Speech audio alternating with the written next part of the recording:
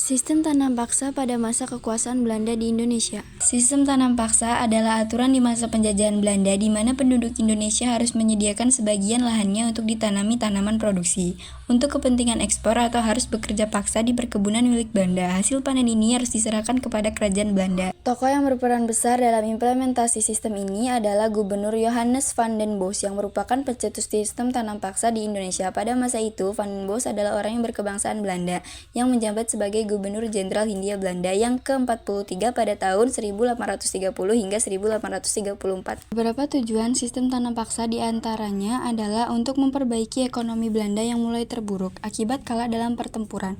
Kemudian yang kedua, melakukan tanam paksa di tanah jajah untuk dijual di pasar dunia. Kemudian yang ketiga, kaum pribumi dimanfaatkan tenaganya dan diperas oleh kerja rodi di bawah pemerintahan Van den Bos. Belanda menerapkan sistem tanam paksa yang dikenal dengan istilah kulturstelsel dalam bahasa Belanda. Dalam sistem ini, penduduk desa diminta untuk menanam hasil perkebunan yang menjadi permintaan pasar dunia. Pada saat ini, untuk diekspor, mereka menanam teh, kopi, tebu, dan lain-lain melalui kebijakan ini. Beberapa penyimpangan yang terjadi di antaranya adalah pelaksanaan sistem tanam paksa memakai seluruh bagian tanah petani tetap dikenakan pajak atas tanah yang digunakan untuk menanam tanaman. Ekspor tenaga sukarela ternyata dilakukan secara paksa dan melebihi waktu yang sudah ditetapkan dan tak jarang mereka bekerja jauh dari tempat tinggalnya sehingga tidak sempat menanam padi untuk kebutuhan dengan adanya penyimpangan dalam